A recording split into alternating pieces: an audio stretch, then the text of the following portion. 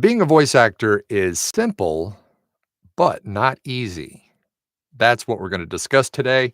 Welcome to the Voiceover Blueprint Daily Voiceover Huddle on YouTube.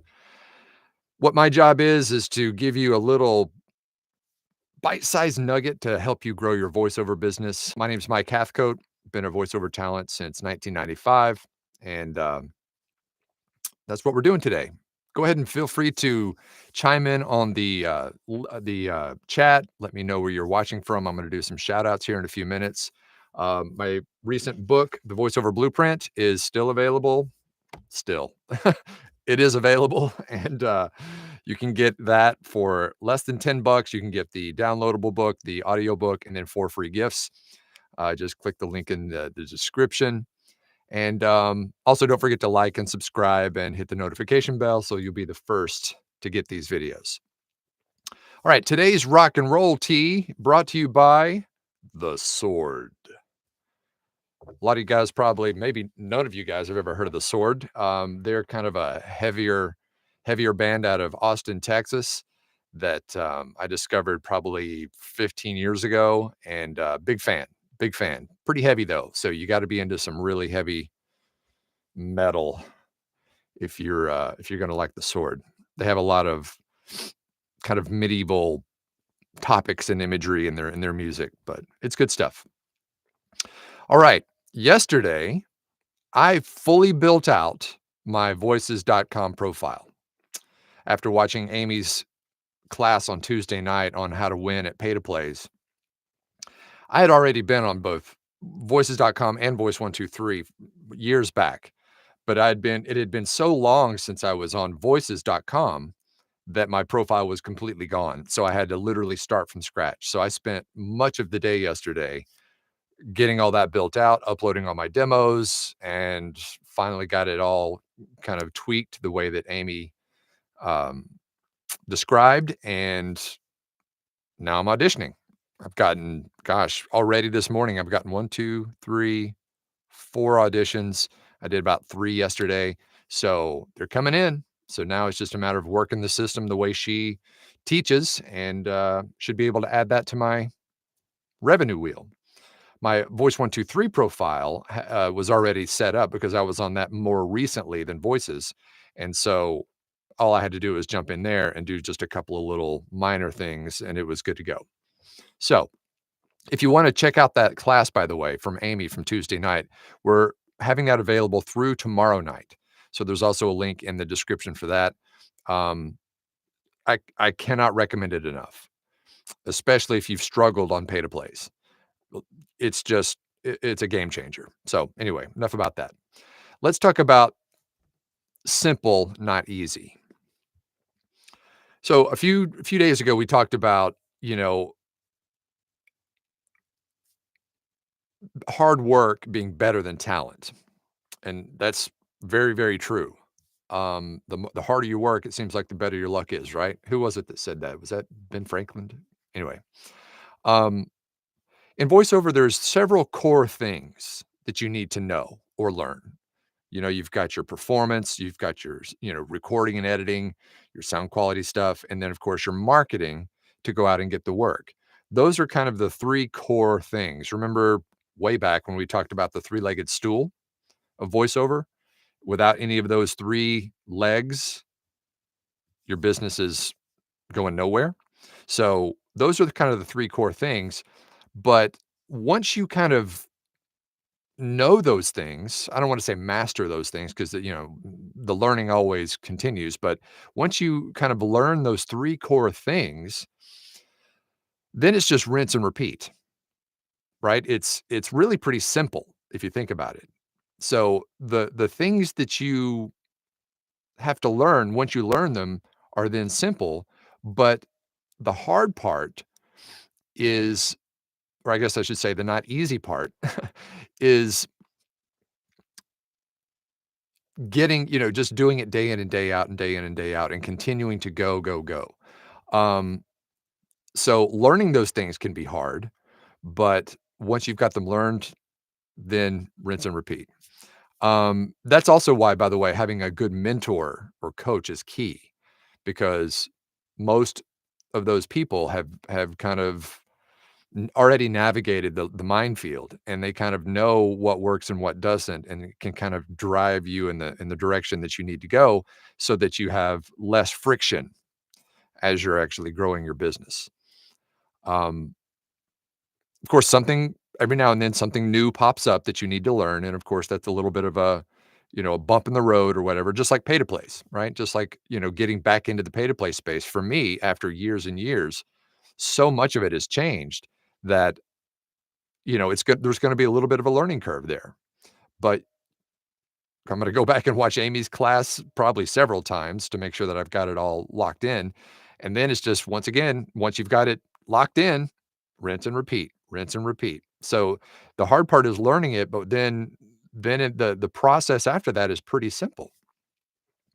So be wary of anyone who tells you that it's easy to get into voiceover, because it ain't easy, but it's simple once you get in there and kind of learn the ropes.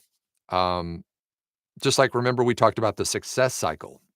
Remember the spark, the grind. I'm sorry, the spark, the drop, the grind, and the summit.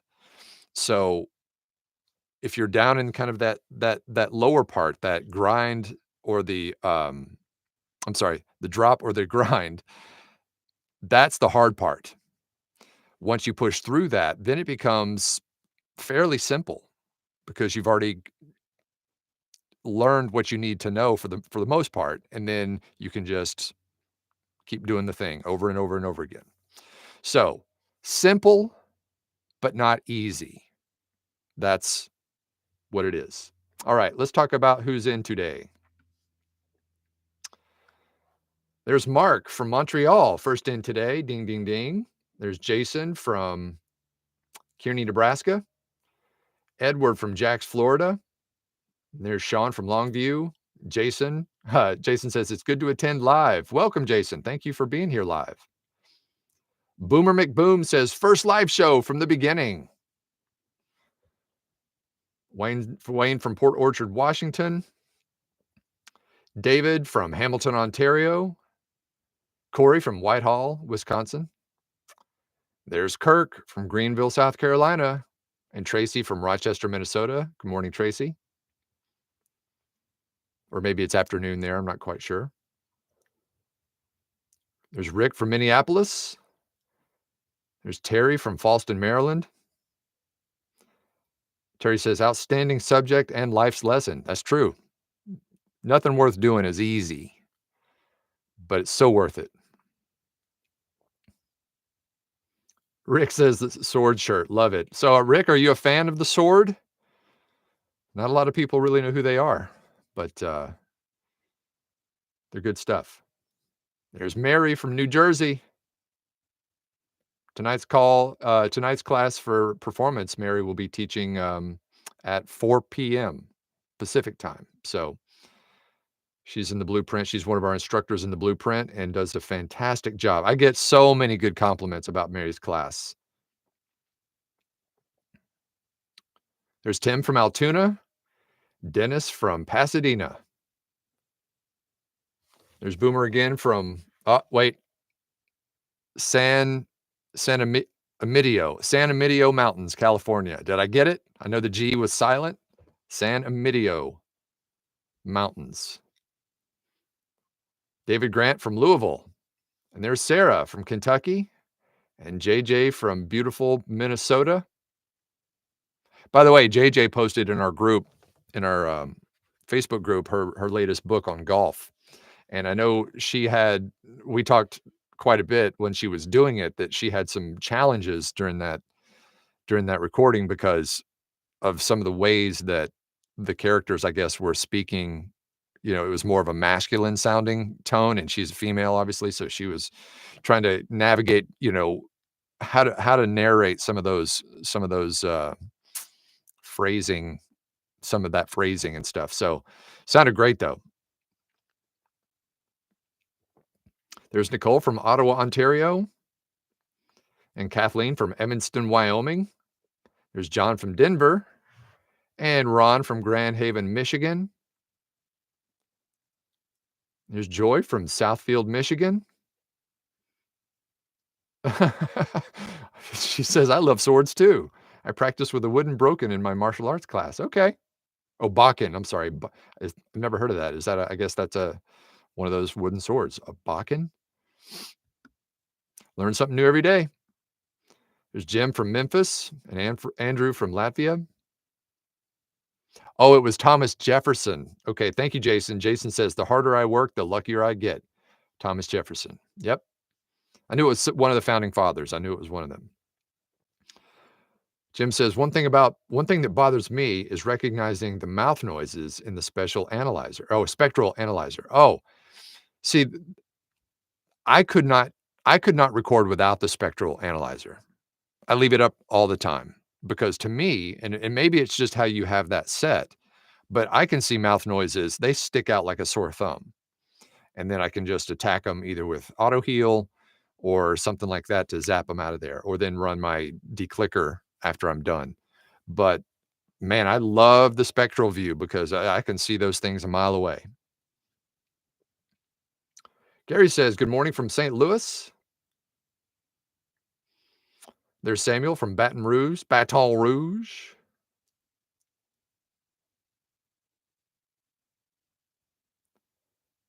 Rick says, "Yes, sword fan. That's lightweight for me as I'm mostly a metalhead and go way harder than that." Okay, well, I mean, here's the thing. If you're a sword fan, if you go back to their first record, I can't remember the name of it. Uh, anyway, it's heavy. Now they have gotten a little bit lighter as they've kind of grown their career or whatever, but it's pretty freaking heavy. I mean, it's not Slayer, but it's pretty heavy.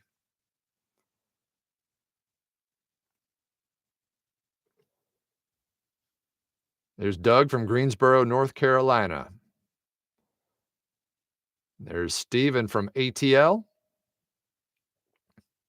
I lived in Atlanta for, well, 2 different times, total of about 3 years, and, it was back in the mid-2000s. There's Lynette from Sparks, Nevada. Tomato.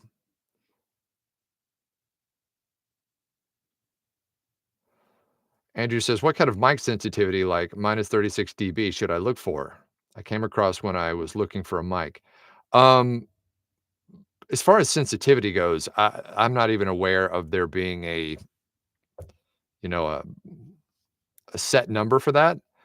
Um, most decent microphones are adjustable in their sensitivity. So, there's a gain knob either right on them or you have a gain on your interface. It depends also if you're using a USB mic, which is plugged directly into your computer, or if you're running it through an interface, and then into your computer, changing the analog signal to digital. So, here's what I would do.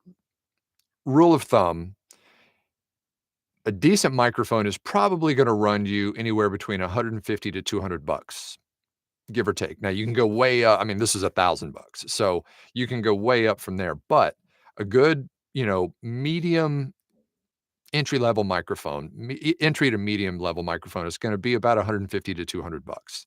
Sometimes you can find them in a bundle on Amazon or something, but that's kinda what you're gonna be shooting for. That's gonna be way above, kind of a headset mic and stuff like that.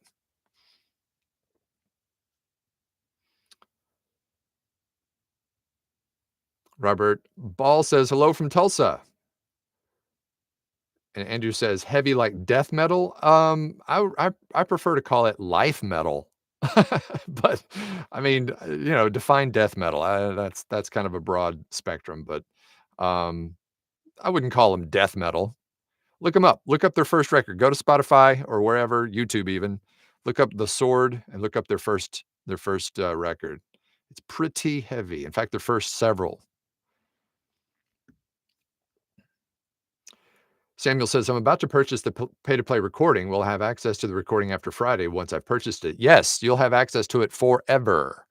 So, the way we work those things is once you any content that you buy from the Blueprint, any any recording, pre-recorded seminars like Tuesday nights, Once you have it purchased, it'll be in your members area forever. So you can log in whenever you want. It'll be right there. You just click on it, start watching. So that's how that all works.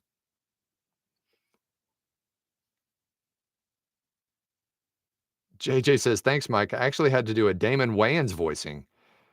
Gotta try though. I'm glad I did this. Plus, I learned a lot about golf." Yeah.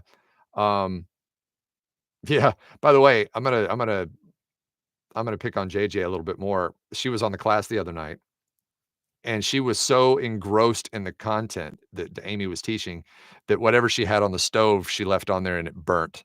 And so she commented in the Q&A that she was so just engrossed in the content that she burnt her dinner.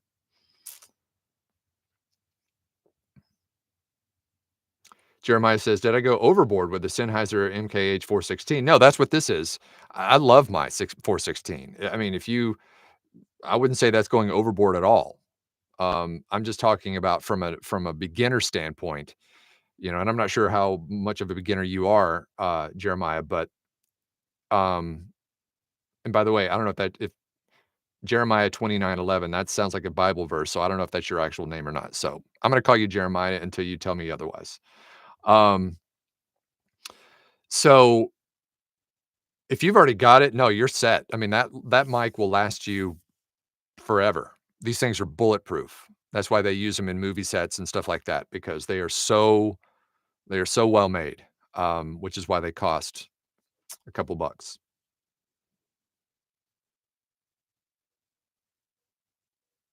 Jim says volume and closeness to the mic are two measures or controls on the mic level. Okay, yep, yep, that makes sense. Mary says I was in a music video for a death metal band once. What band was it? Maybe we've heard of them. Andrew says I haven't heard about the sword. Might as well check them out. Do it. Jim says hit the like button, folks. Yes, thank you for that reminder again. I said that at the top, but please hit that like button and subscribe.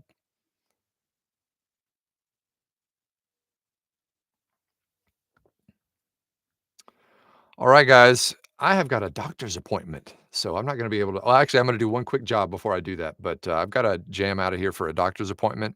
So, um, yeah. All right, tomorrow. Wonder what shirt I'll wear tomorrow. But tomorrow is Q&A Friday, so bring those questions tomorrow for Q&A Friday, and that's what we're all about on Fridays is just answering your general questions. So, look forward to talking to you then, and until then, break a lip. See you.